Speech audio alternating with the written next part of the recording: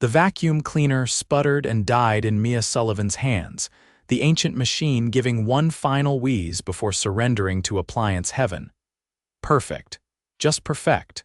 Her first day on the new cleaning job, and the equipment was as reliable as her last boyfriend. "Come on, you prehistoric piece of junk," Mia muttered, giving the vacuum a frustrated tap with her foot. The mansion's immaculate marble floors gleamed mockingly around her, stretching out in what felt like acres of pristine white stone that now wouldn't get properly cleaned. She brushed a strand of chestnut hair from her face and sighed. At 26, this wasn't exactly where Mia had imagined herself. Armed with an art history degree and a mountain of student debt, she'd been forced to take whatever jobs came her way after the gallery where she'd interned closed down. Cleaning houses wasn't glamorous, but it paid the bills usually. This particular job, maintaining the sprawling Westfield Estate, paid significantly better than her other gigs, which was the only reason she'd agreed to the 3-bus commute to this secluded neighborhood of ridiculous wealth. "First impressions are everything, Sullivan," she reminded herself, dragging the defunct vacuum behind her as she went in search of a replacement. The mansion's owner, some hotshot CEO she'd never met, was supposedly traveling abroad. The property manager, a stern woman named Mrs. Reynolds, had given Mia a brief tour and a set of impossibly detailed cleaning instructions before disappearing, leaving Mia alone in the massive house. Unbeknownst to Mia, a pair of sharp gray eyes followed her movement through the security feed displayed on a tablet. Finn Westfield sat in his home office, watching the new cleaning woman with mild amusement. He'd returned from his Tokyo trip a day early, jet-lagged and in desperate need of quiet to prepare for tomorrow's board meeting. He'd instructed Mrs. Reynolds not to mention his presence to avoid disruptions. At 32, Finn had built Westfield Innovations from a dorm room project into a tech empire. The mansion, with its minimalist design and smart technology embedded in every surface, was both his sanctuary and showroom, a testament to his company's cutting-edge home automation systems. People expected the CEO of a Fortune 500 company to live in luxury, so he obliged, though he personally preferred the simplicity of the guest house where he often retreated. He hadn't intended to spy on the new housekeeper, but the alert on his security system had pinged when she entered the East Wing. Now, he watched with growing interest as she struggled with the ancient vacuum cleaner that should have been replaced years ago. "Resourceful," he murmured as he watched her expertly disassemble the machine on his Italian marble floor, examining its components with practiced efficiency. Most people would have called for help or given up. Instead, she was troubleshooting. Mia removed the vacuum's filter, grimacing at the accumulated dust. "When was the last time anyone cleaned the cleaner?" she grumbled, not realizing her words were being picked up by the home's ambient microphones. Finn chuckled. Mrs. Reynolds managed the house with military precision, but she was traditional in her methods and refused to upgrade certain equipment despite his offers. He made a mental note to order new cleaning supplies immediately. Giving up on reviving the vacuum, Mia resorted to old-fashioned methods, getting on her hands and knees with a dustpan and brush to clean the corners where dust had gathered. Her thoroughness impressed Finn, who was accustomed to people cutting corners when they thought no one was watching. As morning stretched into afternoon, Mia worked her way through the first floor, unaware of her audience.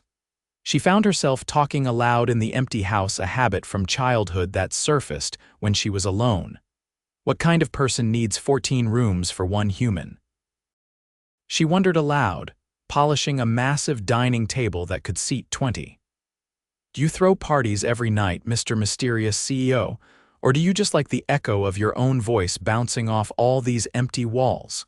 Finn raised an eyebrow at the commentary. Her candor was refreshing after endless meetings filled with people who only told him what they thought he wanted to hear. When Mia reached the library, a 2-story affair with custom shelving and a rolling ladder, she stopped dusting and simply stared. Her fingers trailed reverently over leather-bound first editions and rare art books.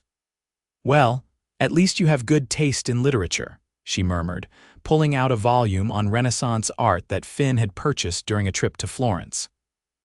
Finn leaned forward in his chair, surprised by her interest. Most of the household staff treated the library as just another room to clean. Mia, however, spent nearly 40 minutes carefully dusting each shelf, pausing occasionally to examine a particularly interesting title, her face animated with genuine appreciation. By the time she reached his home office door, Finn had switched off the security feed, suddenly uncomfortable with watching someone who clearly respected his space in a way others didn't. He heard her try the handle, it was locked, and then the soft swish of her cleaning cloth as she wiped down the door frame before moving on.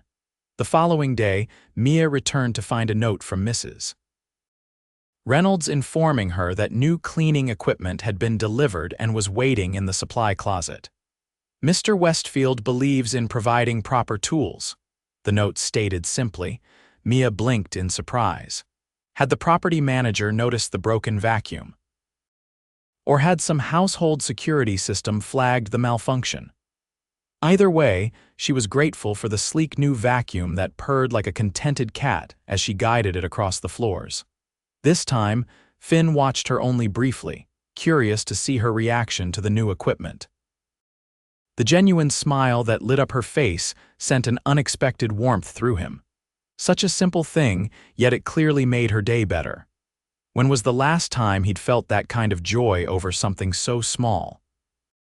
Their strange, one-sided acquaintance might have continued indefinitely if not for the storm that hit the following week. Mia arrived to find the grounds littered with branches and debris from the overnight tempest. She spent the morning helping the groundskeeper clear the worst of it, arriving inside soaked and muddy despite the rain poncho she'd worn. Mrs. Reynolds, who had appeared briefly to check on storm damage, directed Mia to use the staff bathroom near the kitchen to clean up, and provided a set of dry clothes, simple black pants, and a white shirt from the staff uniforms kept on hand. "I look like a penguin," Mia told her reflection, but the dry clothes felt heavenly after hours in wet jeans.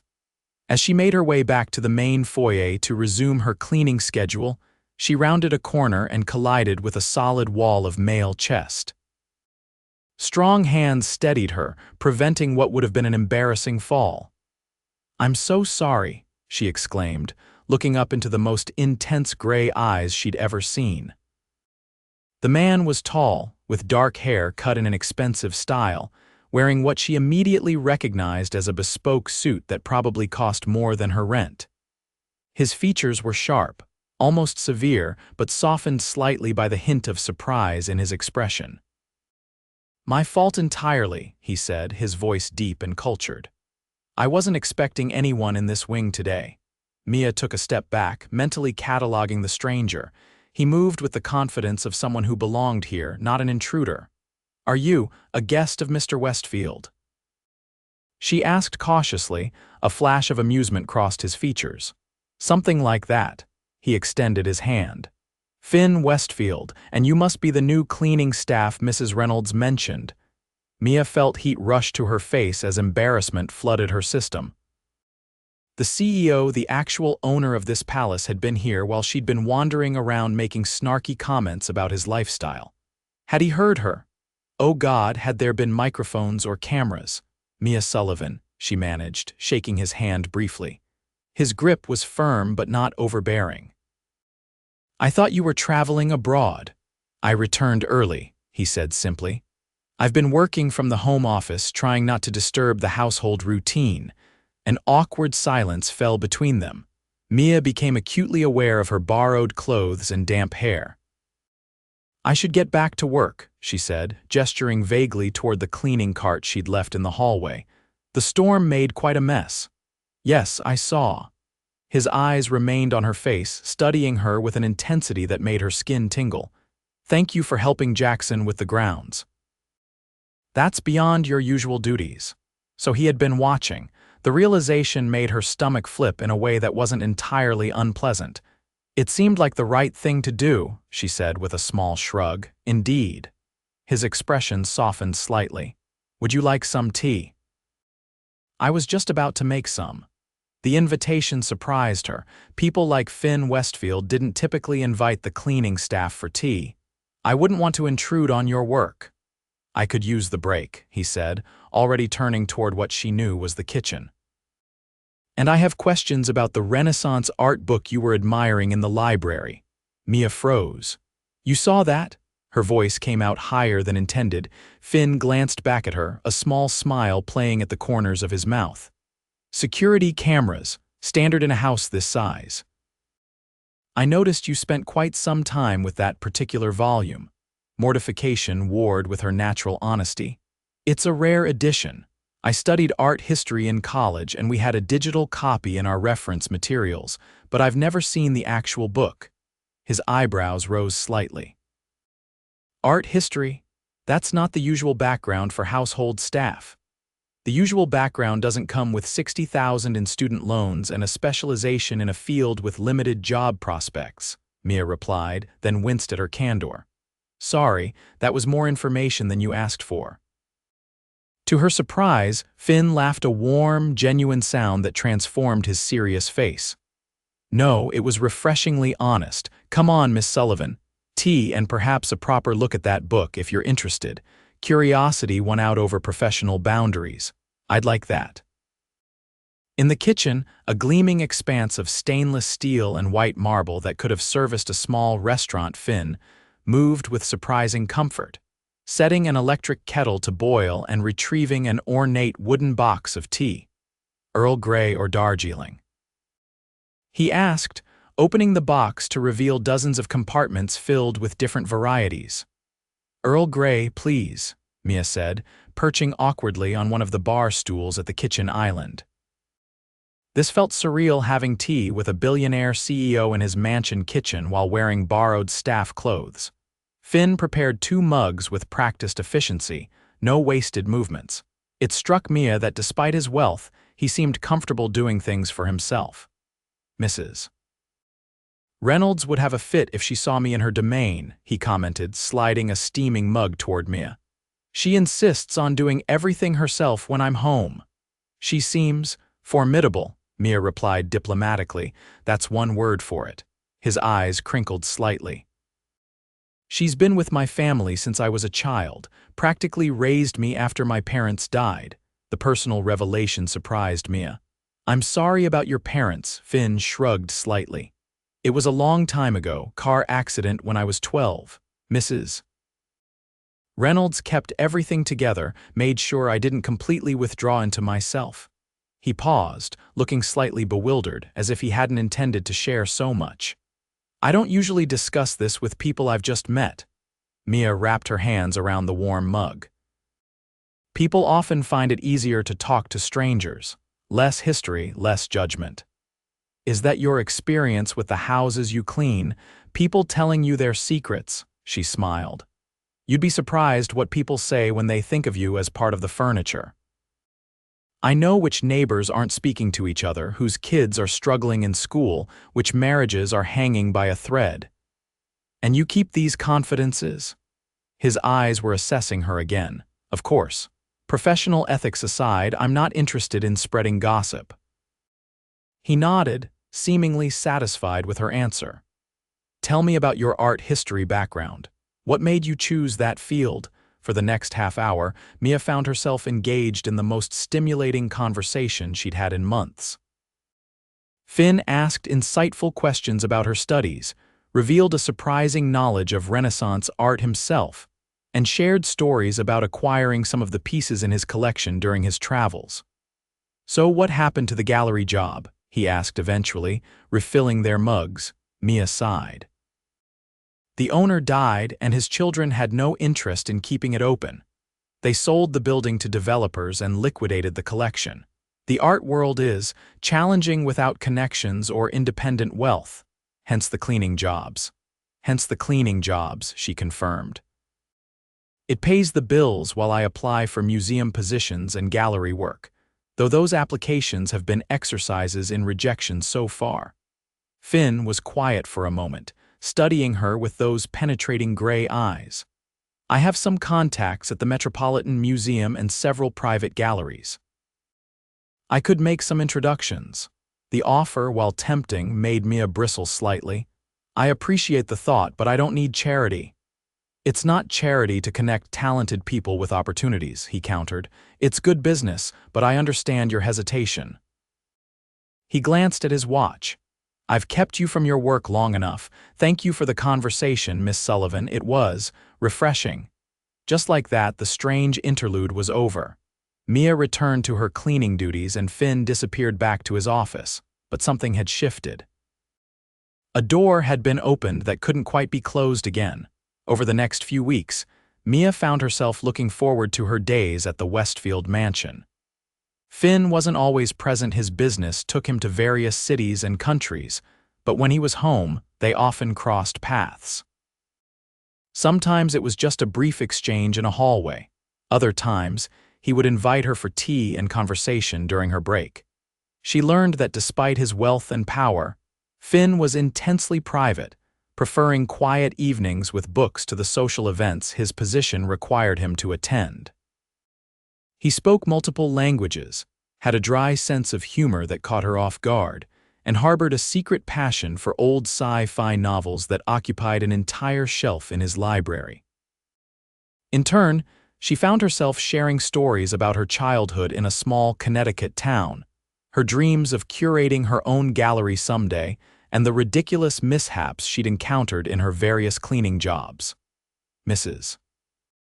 Hoffman on Maple Street once asked me to clean around her parrot's cage, but didn't mention the bird could open the latch, she told him one afternoon as they sat in the library. I turned around and it was perched on top of a priceless vase, eyeing me like I was the intruder. Finn's laugh, something she noticed he did more frequently in their conversations, filled the room. What did you do? Bribed it with crackers until the owner came home. She found me sitting on the floor surrounded by a trail of crumbs, having a staring contest with a bird that kept saying "show me the money" in her husband's voice. These moments felt suspended outside of normal time spaces where the vast differences in their circumstances seemed to fade away. But reality always reasserted itself. Mia was still the cleaner, Finn was still her employer. On a rainy Thursday in October, Mia arrived to find the mansion unusually active. Staff she'd never seen before moved purposefully through the rooms, carrying flowers, setting up additional furniture, and transforming the formal dining room into something from a magazine spread. Charity gala tonight, Mrs. Reynolds informed her briskly. Mr. Westfield hosts it annually for the Children's Hospital Foundation. Just focus on the East Wing today. The event staff will handle everything else. Mia nodded, oddly disappointed. The East Wing was farthest from Finn's office, meaning she probably wouldn't see him today. Not that it mattered, she reminded herself firmly. Their friendly conversations didn't change the fundamental nature of their relationship. As she worked through her assigned rooms, the mansion transformed around her. The scent of flowers and catered food drifted through the hallways. The sound of string instruments being tuned echoed as a quartet set up in the grand entrance hall. Near the end of her shift, as Mia was gathering her supplies to leave, Mrs. Reynolds appeared with an unusual request. One of the servers has fallen ill, the older woman said, her perpetual frown deeper than usual. We're short-staffed for tonight's event. Mr. Westfield suggested you might be willing to help for additional compensation, of course. Mia blinked in surprise. Me. I don't have any serving experience. It's simple work circulating with trays of hors d'oeuvres and champagne. The catering manager will show you what to do. Mrs. Reynolds gave her a once-over. There's a uniform in your size in the staff changing room. Mr. Westfield said to tell you it's not charity, it's a business proposition.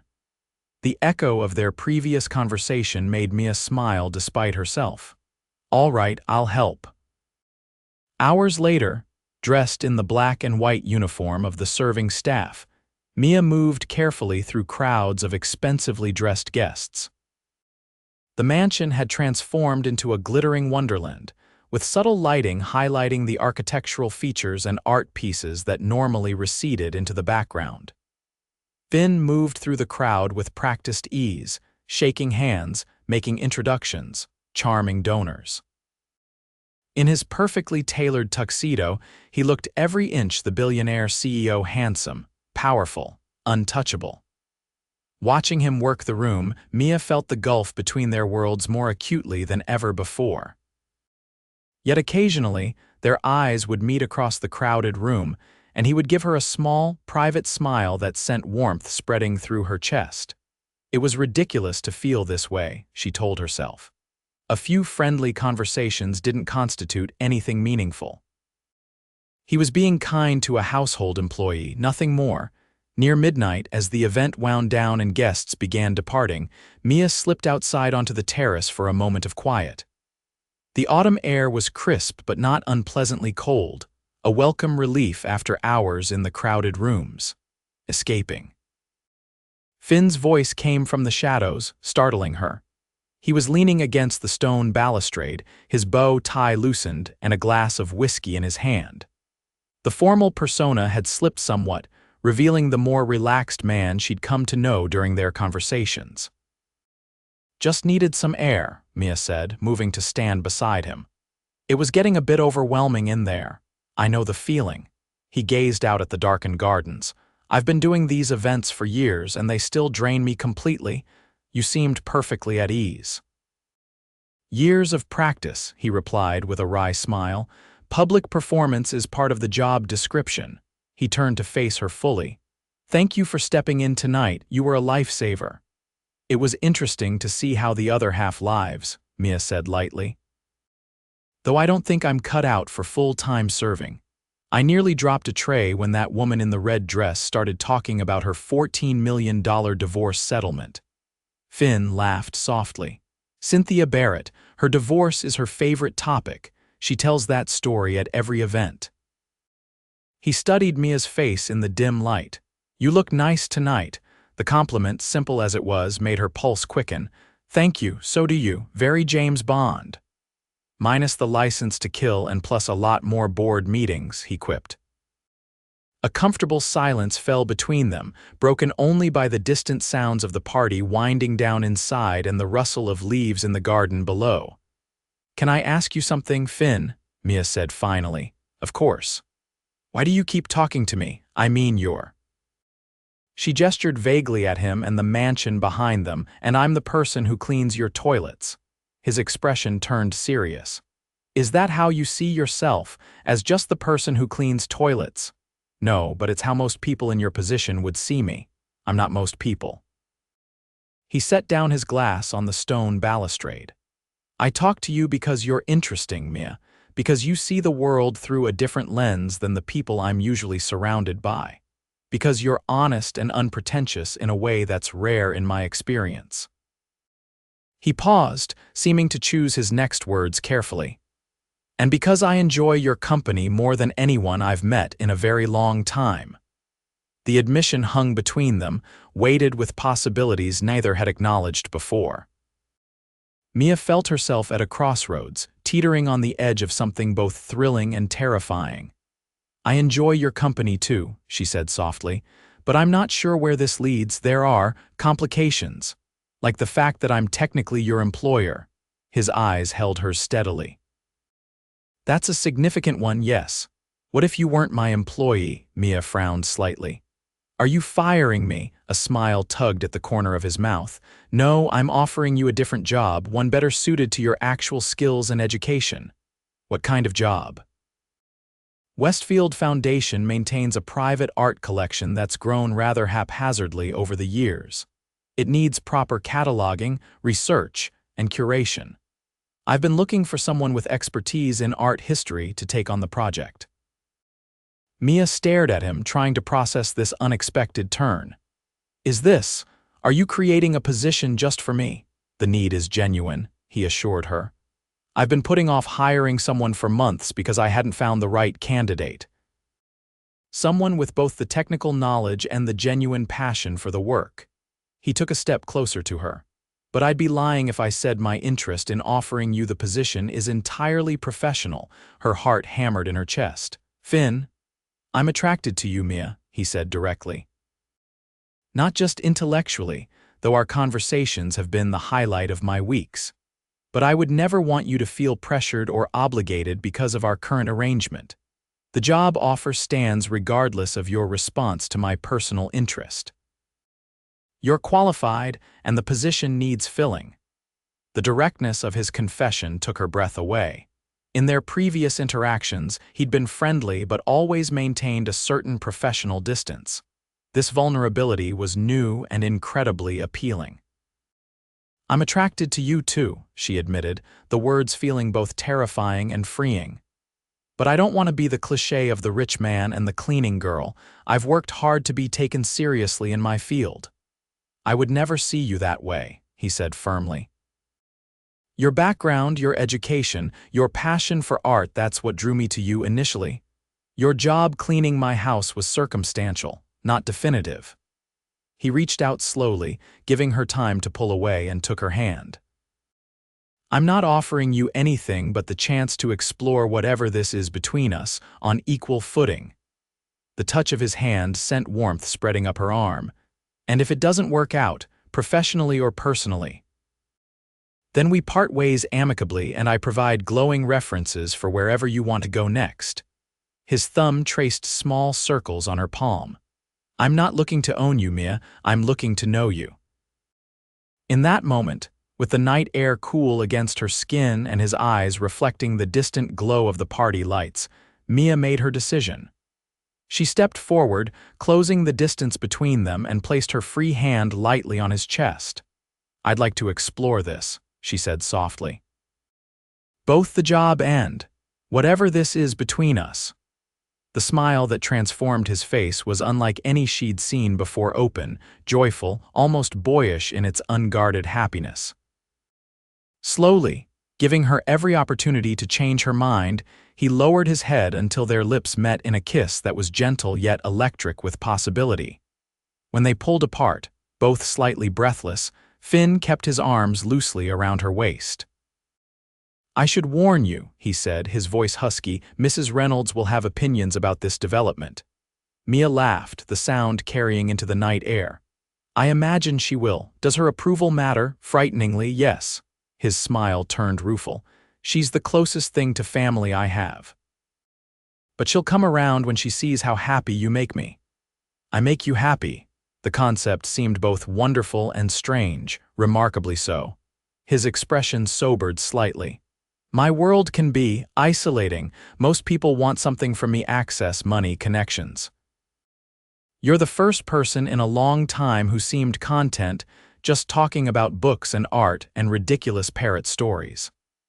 That's because I didn't know you were watching me for weeks before we actually met, Mia teased, poking his chest lightly. Which, by the way, we will be discussing in detail later. Finn had the grace to look slightly abashed. In my defense, you're fascinating to watch, even when you're just dusting bookshelves. Stalker, she accused without heat. Observer, he corrected, pulling her closer. And what I observed was someone I couldn't stop thinking about. Inside, the last of the guests were departing. Soon, they would need to return to the real world with all its complexities and potential obstacles. But for now, in this stolen moment on the moonlit terrace, Mia allowed herself to simply feel the rightness of being in his arms. 6 months later, the Westfield Foundation Art Collection opened its first exhibition to critical acclaim. Mia stood proudly beside the displays she had researched, restored, and curated, explaining the historical significance of pieces to interested patrons. Her knowledge and passion shone through, earning respect from art world veterans who had initially been skeptical of her appointment. Across the room, Finn watched her with undisguised admiration and love.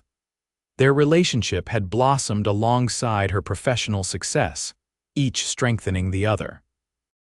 They had navigated the challenges together, the raised eyebrows from his business associates, the whispers about her rapid rise, Mrs. Reynolds' initial frosty disapproval, which had thawed considerably after seeing how Mia brought light back into Finn's life. Now, as she captivated yet another group with her insightful commentary, Finn felt the weight of the small velvet box in his pocket.